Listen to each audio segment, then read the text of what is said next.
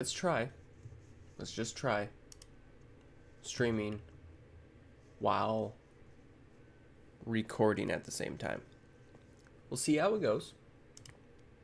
I hope well, but we shall see. Okay. Nah. All right. Okay. All right. Okay.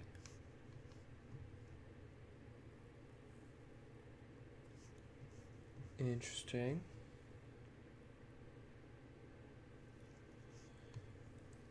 Let's adjust. No, not that. That's properties. No, again, not that. My goodness. Okay, transform. Edit transform. Crop the top a little bit more. Yeah, close. And then let's see what it looks like here. Yeah, let's crop this one a bit more as well. I probably could have went a better way about going about this, but Well, actually, let's not crop that. Let's just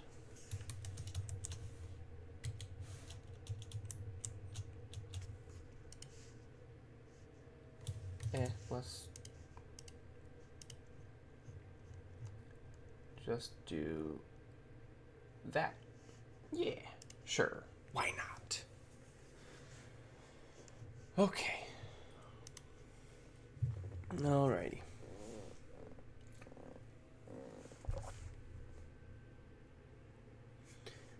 Man, my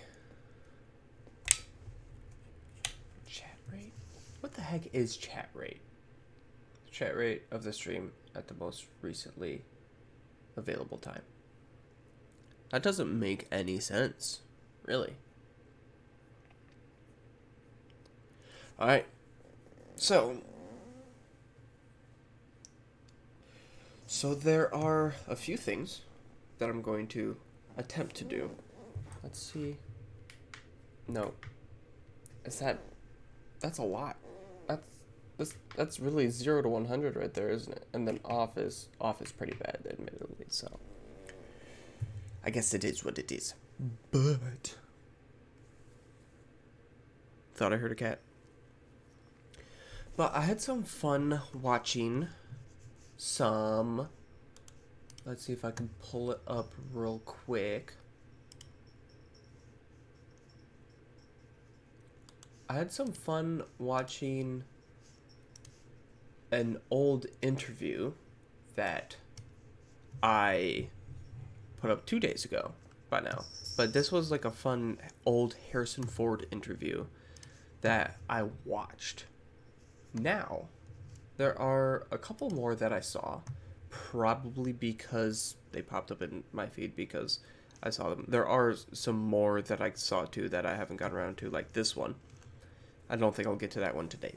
But there's this one with Mark Hamill, and then there's one with Mark Hamill and Harrison Ford that's like split up into 2 parts. This one, does it say when this one was? Okay, it's just after A New Hope, and then these 2 are before Empire Strikes Back. So, I just wanted to watch those, go over a bit of news that I saw, and then do a tier list, of the Star Wars shows that I'm most hyped for.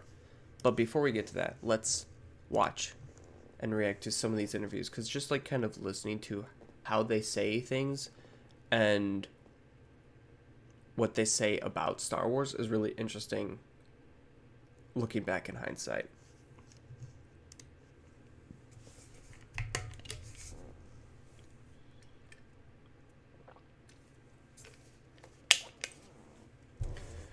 All right, what do you got to say, Mark Hamill? Crazy. No, so many people ask me about Sir Alec Guinness. It's also crazy going back to these interviews, listening to their voice and how much it's changed since then. I guess the two most often questions are Sir Alec and the robots. And there's a wonderful story that kind of tells you about both of them. There was many, many dwarves in the film and midgets to play little Jawas, little creatures. Oh. I mean, it was a different time back then. Oof. Right. And there was one who in real life was not an actor, he's a comedian. He's a stand-up comic in music hall, which is like vaudeville over there. Right. And he's a spritz comic. He's an insult comedian. He's like a waist-high Don Rickles. And seriously, he would just insult you. You could never deal with the guy because you couldn't get a joke in. He was just too funny. And an example, one of his running gags was he felt that it was an insult that he didn't get a chair with his name on it, and all the actors in the film did. So he found this rock in the Sahara Desert, this big flat rock, and he took a piece of adhesive tape and put his name in indelible ink, and he carried this rock every location we went on in Africa before the truck could even unload our chairs. While we were still, he would already be there with an umbrella, a little lemonade, some sunglasses, and sun oil. Say, oh, did your truck break down or what? So Guinness is wonderful. Well, that's it. We went one night to dinner with Sir Alec, and he's very reserved, kind of shy at first, but he has a sense of humor that really comes out, and he helped me get this guy.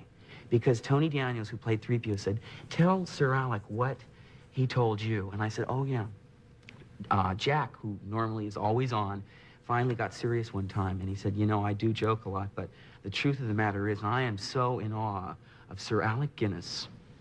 And I don't know what to say, because when I was a kid in London, I would go all over town on the bus to try and see one of his films. And I said, well, gee, didn't you meet him when we got on the charter airplane? And very seriously, he said, oh, yeah, he's a tremendous guy. When I got on the plane, he spoke to me straight away. He said, get out of my way. So I said, you little, I'm gonna get you. And we told Guinness this. Now, Guinness chuckled, and he sort of stroked his beard. And we were in a big dining hall, and Jack, this little dwarf, was over holding court. Big laughs at the dinner table. And Guinness leaned over to me and said, which small person is he? And I said, see that guy over my right shoulder? Now, fade out. 2 weeks later, we're in the desert again. It's complete open wilderness. Everywhere you can look. You can walk with your eyes closed and never fall down. And Jack is sitting on his rock reading his book. And Guinness started very slowly walking towards Jack, and I said, this is it. This is the day. And I kind of watched from the side. Guinness had the hood on, like that big sorcerer's hood, and he's really ominous looking. And he kept getting closer to Jack and closer to Jack. And Jack started like looking around and thinking, well, I'd better say something. So he was halfway off his rock to say hello. And Guinness pulled the hood back and said, get out of my way! Get out!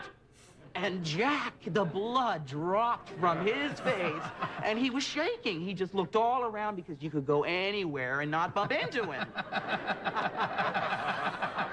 Well,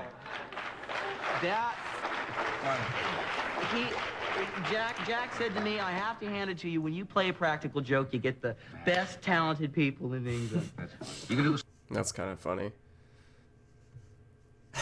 As Mark gets older, his Joker voice starts to take over. That's kind of hilarious.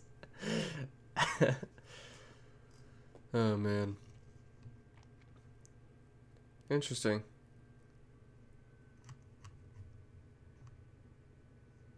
That wasn't much of a interview, but that was fun to watch. But all right, so this is Mark Hamill and Harrison Ford before or as Empire Strikes Back was about to open.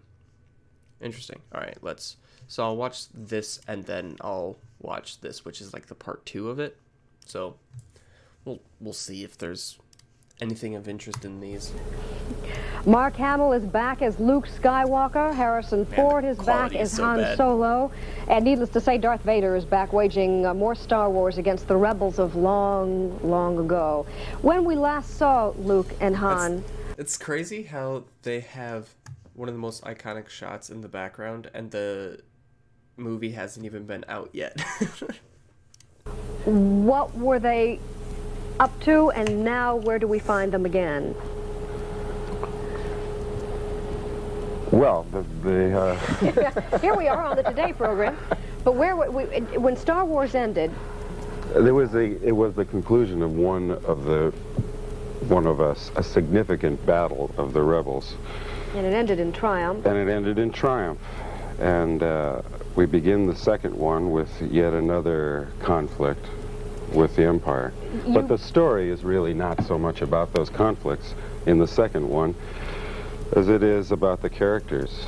There's more complication of the characters in the second picture. In 1976, I signed a contract for 3 films, and those 3 films would tell the complete story. So what we have in The Empire Strikes Back is a second act, and all the problems in a second act, that is, you can forward the storyline, but you really can't solve all of the loose ends, so to speak. So what was the talk, I can remember 3 years ago with Star Wars when we were anticipating more and more films to come, of not a sequel but a prequel or It gets real strangeness confusing after a while, doesn't it? But basically, this is the second of 3 films that tell one story, and they were originally called The Adventures of Luke Skywalker, and it just was too big to get on the marquee. But it just so happens that the next trilogy after the next film will go 20 years earlier and tell of the young Alec Guinness character and how Darth Vader came to power, and then we... That's crazy. Like, you know, that is so confusing. It's like, all right, I'm going to put out a movie that is initially part 1 of 3 parts. If it goes successfully, then we can make part 2 and part 3. But then we could do part 4, 5, and 6, which is actually part 1, 2, and 3. And what I'm doing right now is part 4, 5, and 6. I could not imagine being a kid and trying to figure that out back then. I mean, I can barely figure it out right now. We wouldn't be involved in those because our characters were just little nippers. So this is it for you guys. They weren't even that old yet. They weren't even born in the prequels. The third one, The third The one. third one will be. which we haven't made yet. All right, well good. And that's not until 1980. We started in the middle of 1981 to make it. I get ahead of myself. The Empire Strikes Back is only out next week, and there are some old faces. Of course, Luke and Princess Leia and Han and C-3PO and R2-D2, and some new faces too. Yes. Billy D. Williams is in this movie. We've got another clip. I want to show you as Billy. much of the movie as we can get away with without charging you $5 a crack. So take a look at this. $5. I wish. Actually, also that's kind of expensive because you can get into some movies for $5 these days.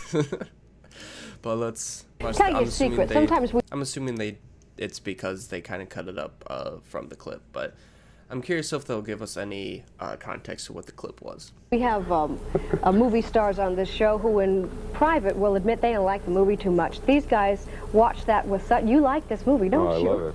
I love it. You said what? Those cuts were so good. Well, I mean, the way the film is put together, I really enjoy. Is this as good as the first? I'm mostly excited because you see a real growth in the characters. I chose to play Luke in the first one in a specific, very innocent, very young style, so there would be a contrast, and I really feel that my character's paying off now, and then you will see a different set of characters in the third one because there is a progression. You said you signed Just a a little contract 4 years ago to do Yes. the 3 films. Given that Star Wars was the biggest moneymaker of all time, made a fortune, are you guys being compensated better this time than you were for the first What a film? Did you really question. make a lot of money? A fortune. What a question. Wow. Swear, these are dollar bills coming out of his pocket. No, are you doing better now? No, we have been more than justly treated by George Lucas. Don't hear that too often. Right, well, the nice thing What was doesn't that... What kind of question is this? They're still making one more movie. What if they're like, yeah, it's George, he's just a penny pincher. He's not giving me jack diddly squat. You think he's going to be happy about that going into the third film? He Happens too made it often. a gift so that you don't have a lot of unhappiness. In other words, do you really ever need to work again? Yeah, I need to work all Why? the time Yeah. to keep myself alive, awake. That's why you need to work. But It- Oh my God. and the money is. We could sit here and fantasize about money, but it doesn't. It's not real. That's. You have to be outside of the situation to have that concept of the money. Is it a secret which of the two of you wins the love of Princess Leia? Oh, okay. I think it's best. I thought she was... Is it a secret who makes more money between you two? Okay, Kat, you're being annoying. Best to keep as many surprises as possible. It's like your sister telling you what you're getting for Christmas. You have to fake that. Wins the love of Princess Leia? I think it's best to keep as many surprises as possible. It's like your sister telling you what you're getting for Christmas. You have to fake that surprise. Oh boy, a new bike. I was surprised. And congratulations to the lucky man. You'll have to find out which one Or was lucky for Wookiee. yourself. Lucky or Wookiee. Thank you. We'll be back in a moment for First to Station. Imagine. Imagine if it was Chewie. Imagine getting that question. Well, I guess they don't know that Leia is his sister in this one. So I guess technically there's no like awkward. It's like, oh yeah, I wonder who it is. So okay, yeah, I was gonna make a comment about that, but yeah, that doesn't have any effect on this right now. Anything interesting? The third one will be the last one with us. Yeah, I mean, to be fair, Luke was barely in episode 7, so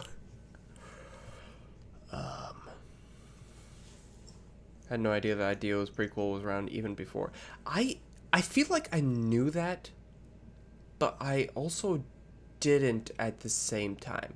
Like, I heard that, I was like, oh yeah, wait, they knew that? But then also, like, for some reason, like, a part of me thought I knew that before, and this was just kind of remind me, but yeah, it's crazy how that they had the idea of the prequels before they even got done with the original trilogy. Anything? What about in this one? Oh my goodness. That question about... That's true. Mark did comment about how his sister... Oh my goodness. It's like... Well, I guess I don't know if they do know. Maybe they got the script, so it's possible that Mark did know that Leia was his sister at the time of this interview. So I guess that's very possible.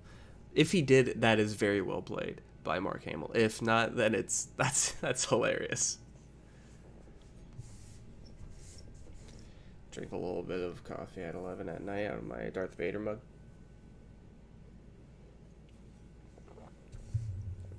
Try to keep a cat from going crazy. But yeah, I just kind of wanted to watch a couple of older interviews. The first one wasn't really of much substance, unfortunately. I thought there was going to be some more fun stuff about that, but I guess we found out how people talked back then, more so. But moving on to this. Thanks. Some Acolyte news about the potential name of Daphne Keen's character. So we kind of showed some behind the scenes images that came up recently. But in this article on Bespin Bulletin, which I'd recommend if you're interested in like Star Wars leaks, news, well, maybe not so much leaks, just kind of like random news. This website's pretty good. I'm pretty sure it's fairly reliable. Probably should double check that, but for now we're going with it. But so yeah, Daphne Keen is, I believe, the lead for Acolyte.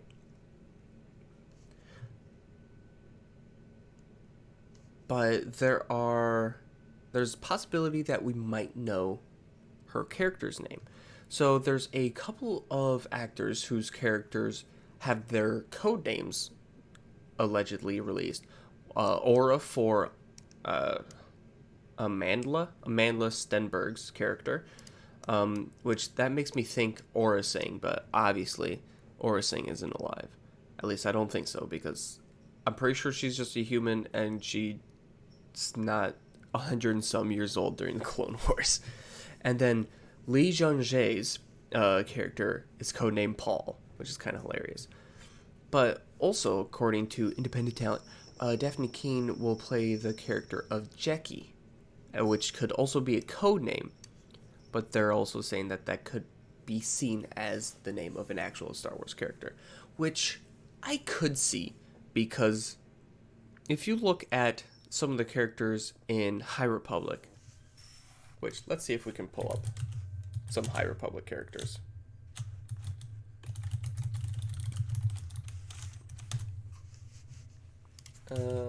Characters.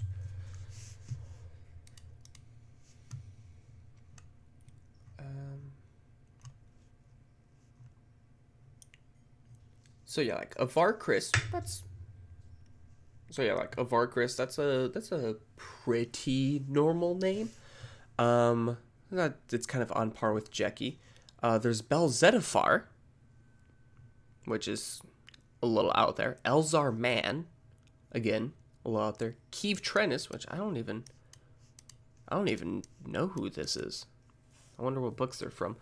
Loden Greatstorm. Lula Telesola? Yep. Oh yeah, I think I remember her. Reith Silas, which is that's a badass name. That's probably the most badass name that Star Wars has come out recently. Stellan Gios. How have I been saying it? I don't know. I have a book that I really need to get through, but I haven't gotten it. Vernestra Rowe.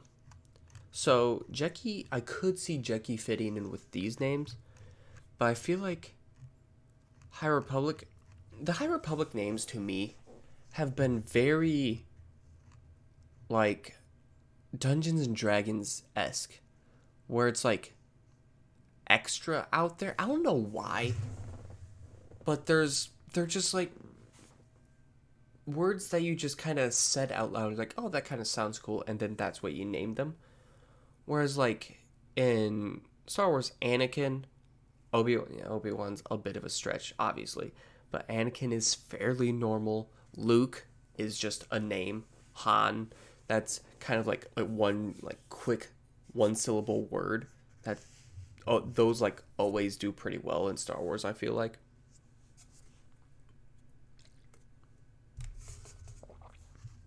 Mace, Yoda, which is 2 syllables, but like these shorter words kind of go well together.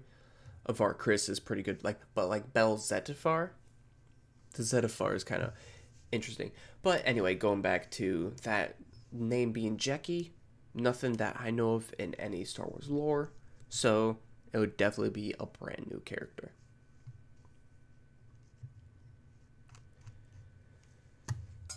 So, finally, going back to the final thing I think I'll be doing today. We'll see, because I want to make sure that everything that recorded was fine, because I'm streaming and recording at the same time on my very, very sad computer. But we are going to get rid of some of these ads.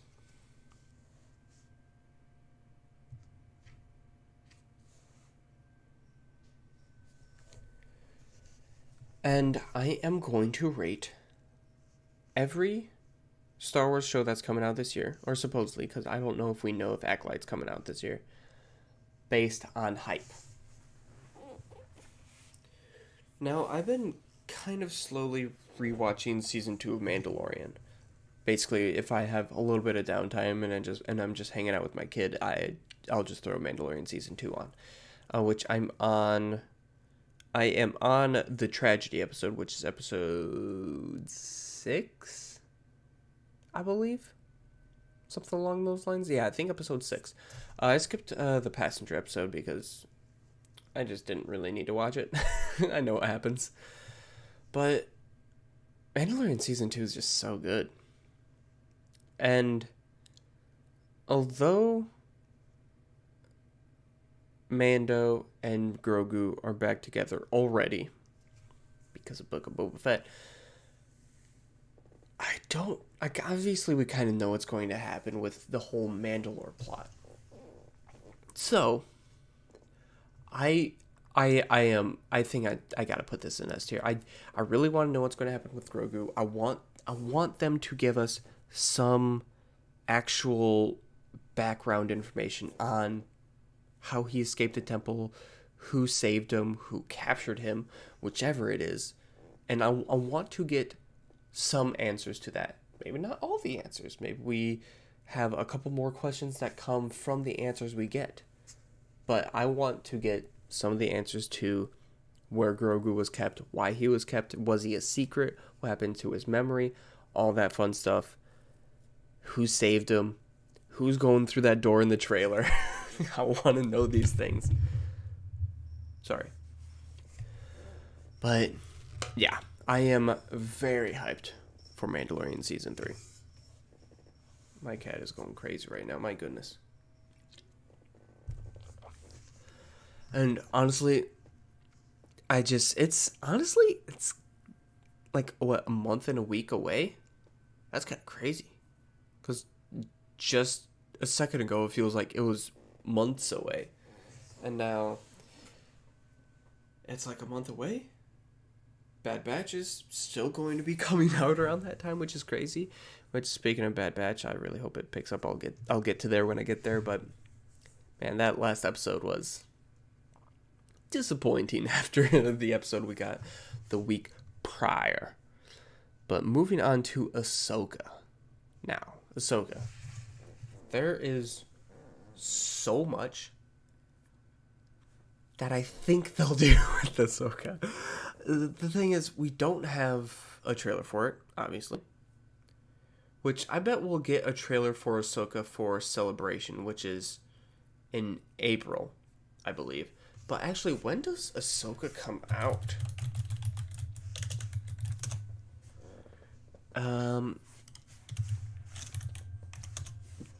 Have they just sometime 2023? So I'm guessing that we'll get, because Mandalorian will probably be going halfway into April or so. So I'm assuming we'll be getting an Ahsoka trailer around the end of Mandalorian during Star Wars Celebration. And then it'll probably be in, like, my guess it'll come out, if everything's going fine and dandy, around July? If we get the first trailer in April, my guess would be the show comes out in July. But anyway, there is Thrawn. There is Ezra. There is Sabine. There is Hera. Hell, at this time, she's probably seen Luke. Maybe even Luke. Imagine Luke thrown in with all those characters. Oh. So, it's an S. Above Mandalorian. I am so hyped for Ahsoka. And I'm assuming Dave will be heading the whole thing. And Dave we trust. There's just so many possibilities. And, like, obviously, I kind of like the, like, graphics they're doing with Ahsoka, like the World Between Worlds idea. I wonder if they're going to branch off of that, because we're also getting Clone Wars version of Ahsoka. So then maybe we get Clone Wars versions of Anakin and Obi-Wan and Rex, and there's so much that could happen, and we just don't know. I mean, we kind of know the basis of it. I think it's basically going to be her going after Thrawn. But other than that, I don't know what we'll see. Which, I think the mystery of that kind of outgrows a little bit the questions from Mandalorian. Just a little bit, because Ahsoka just has connections to so many more characters that are, I guess, mainstream Star Wars characters that people love a little bit more than Mandalorian. But there's so many ways that it could go that just has me a little bit more hyped than Mandalorian. The thing with Mandalorian is that Grogu and what happened to him, where he's from, all that stuff, how the Jedi Temple and the Jedi in general came about, Grogu. There's so many questions. 1 second. Oh, okay. That was nothing. Sweet. But yeah, those two shows might bring Star Wars back, because obviously there were a lot of shows this past year, and some of them were more disappointing than others. I don't know if any of the Star Wars shows, in my opinion, lived up to the hype that they got. Like Obi-Wan, I really enjoyed Obi-Wan, but there are some things that happened where I could have enjoyed it more. And Book of Boba Fett, the more I look back on it, the more I'm like, man, I really just wish it was Boba Fett just going full bounty hunter. Like, I love the whole Tusken Raider storyline. That is so good. But then he's like all like calm, cool, collected, kind of good guy Boba Fett, which is an interesting character arc. But I think we just wanted to see him just be ruthless. Kind of like what we saw in Mandalorian Season 2.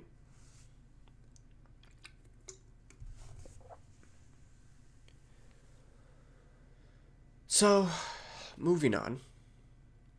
Bad Batch Season 2. So, I'm recording this the night of the 5th episode coming out. So, the last episode was Faster, which was an episode. It was fun. It was like one of those early Clone Wars episodes that was just like, it was fun to watch, but it's not like you'll go back and watch it again on purpose.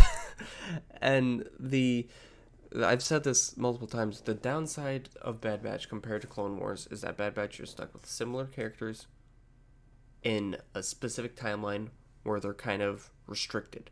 Where in Clone Wars, we could have had the same story with different Jedi that we've never met before that we could have gotten known through the episode. Whereas in this, we already knew the characters, and then things just kind of happened. So, and even then, the first 2 episodes, the 2-episode premiere was kind of alright. And obviously I'm hyped for it. I want to know what's going on with Mount Tantus, the clones, Omega, all that stuff. So I'm definitely hyped to see where the main story goes. But I don't know how many episodes of the, 16 episode season? Is that how many episodes there were? I don't remember. Let's see.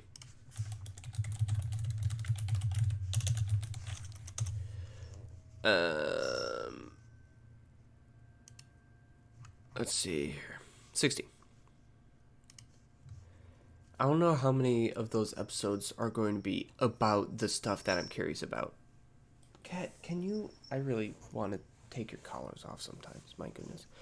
So because of that, I'm going to realistically and fittingly give Bad Batch a B.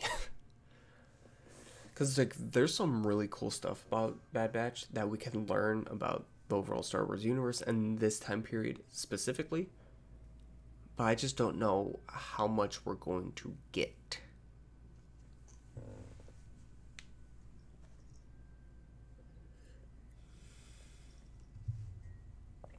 Harvey, you're annoying.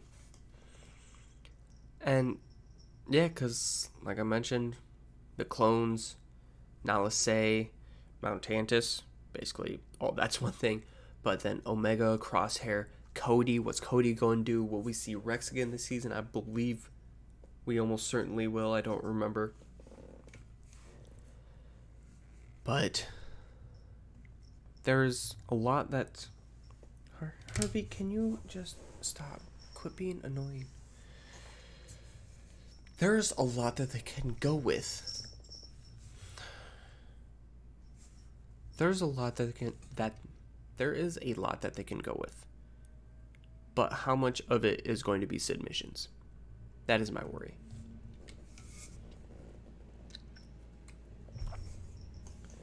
You are needy. My goodness, cat. Ow. Just lay down. Skeleton Crew. Now, I don't know much about this, so let's see if we can look up the...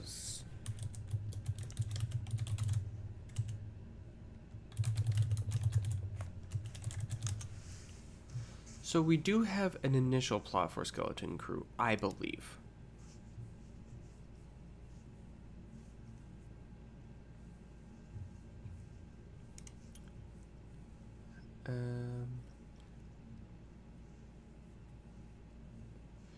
Okay, here. It centers on a group of children lost in space. It's a story of their journey trying to find their way home. So that itself isn't the most intriguing. So I'm assuming it's Jude Law finding a group of children, force sensitive, not really sure, and then trying to find their way home. It's like, oh, okay, that's not too much going on, right? But then also we know that they're going to introduce Dathomirian witches to Skeleton Crew. And then it's like, oh, okay, so it could definitely go places. But we don't know too much about Skeleton Crew yet. So my hype levels for it aren't too high. So I'm also going to give Skeleton Crew a B behind Bad Batch, because we know what we can expect from Bad Batch and what we could get. Skeleton Crew, we don't know much. The plot is kind of thin right now based on just getting children home, so we're not really sure what that entails. But then the old twist with Dathomirian witches, it's like, oh, okay, we're going to explore the origins of Dathomirian witches. Now, how much in the forefront will that be in the show? I'm not sure. But either way, just that little spice, little salt-based spice on top of the kind of basic plot line really makes me interested in it. Again, I don't really know what else I can say. There was a still that came out of Jude Law on Skeleton Crew, and he has a hood up. That's about it. Alright, so Young Jedi Adventures. This is going to be... Let's look up this one too. Young Jedi Adventures. Yeah, let's go here. Classes of aspiring Jedi younglings are set to enter the High Republic. Oh, I forgot that this is during the High Republic period. Okay. But it's created for preschoolers, early grade school, and families. So, there's not going to be too much go on during this. Obviously, they're not going to introduce a brand new character or, like, Star Wars mechanic. But it might just be a fun watch. So, again, not really expecting much from it, but it might be, like, a fun watch. I'll watch it with my kid, probably, when it comes out. Even though he won't understand anything that's going on by that time, probably. But, you know, I'll give it a watch. Admittedly, I haven't watched Resistance yet, which I got through the first episode, and I was watching it fairly late at night, probably around this time. I was real tired after the first episode. But I'm going to try to make it through the first season and see what I think of the series as a whole, because initially, Rebels kind of put me off by its style, but Rebels, at its peak, matches Clone Wars and could potentially exceed Clone Wars in the Star Wars lore. But either way, Young Jedi Adventures, a C in hype. Like, I'll watch it when it comes out. The trailers might interest me, but beyond that, Visions Season 2. I believe with Season 2 of Visions, we are getting more diverse studios and animation styles. So it's not all going to be like anime, I believe. So I think there's going to be more of a mixture in there.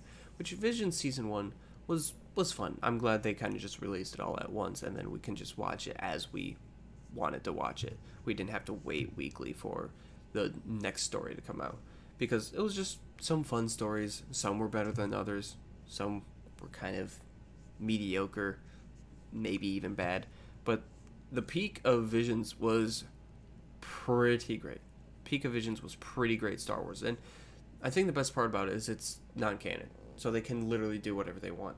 Which, Lucasfilm, Disney, just give us an animated Old Republic series. I do not give a crap if it's canon. Just Old Republic, adult animation, awesome storylines. The only reason I'm saying adult is so then you can tackle more adult-themed plots. But even in Clone Wars and Rebels, they had some pretty ridiculous things that happen. So even then, you don't have to cater to just like adult animation. But because Visions can be hit and miss, I'm also going to give this a B. I think behind Skeleton Crew, just because Visions won't be canon, so there's not a whole lot I'm waiting for or anticipating or hyped about from Visions. It'll just be a fun thing to watch when it releases.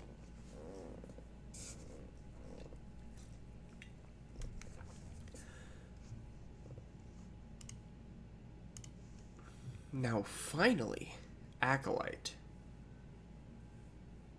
So I just went over like a couple of Acolyte news.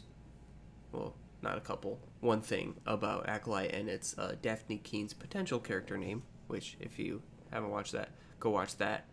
Up there, yeah, I got the direction right. But her name could potentially be Jackie, or it's her code name, her character's code name. If it's Jackie, it's a very name. Either way, there were some stills that came out that looked really interesting. Daphne Keene's character herself has a very interesting style. The time period is brand new to live action, and they could do so much. And especially if it focuses on the dark side, which we haven't really had any series do that, that could be really cool. The Acolyte, much like Bad Batch, going with an A to Acolyte as the B to Bad Batches. Acolyte, there's just similar to Skeleton Crew, which even Skeleton Crew, I think we know more what's going to happen in Skeleton Crew. Well, not no more. We've heard more about what's going to happen in Skeleton Crew than we have in Acolyte. Acolyte, there's just so much upside to Acolyte. Now, it could be this whole thing that is very, like, blown out and could be just very mediocre. Could be. But I'm hoping it's not. Because if that pops off, maybe we can get some more shows around that area and we can get away from the Skywalker saga. Like, I love Mando. I love Ahsoka. I love all this stuff set around the same era as Skywalker saga, but, like, come on. There's thousands and thousands of years of Star Wars lore you could build. You could start something new. You don't have to build off old things. You could just do something new.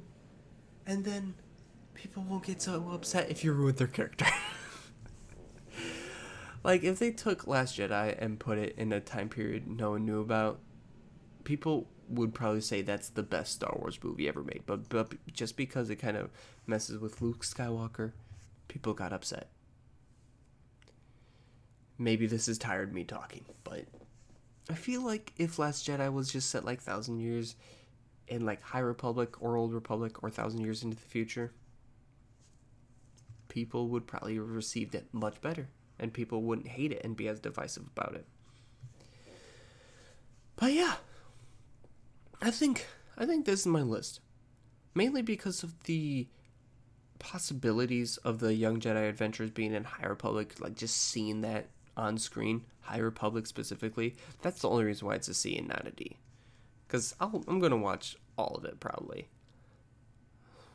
I guess I shouldn't say that, because again, I haven't watched Resistance, but also like the cell shade of Resistance is kind of off-putting. It's just like very kid-friendly. It's like something I'd watch right after Paw Patrol.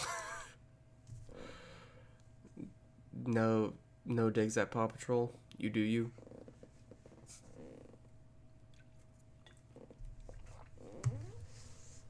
But yeah, I think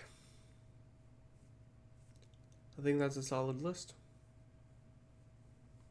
Now, I'm probably going to edit a short, get that uploaded, go feed my kid and pass out. It's getting about that time. I'm tired. Whew, this is tough. Thank you for watching, and may the Force be with you. Can you do something useful? Be cute. Get me views from cuteness. Do something cute. You're not even gonna meow for me?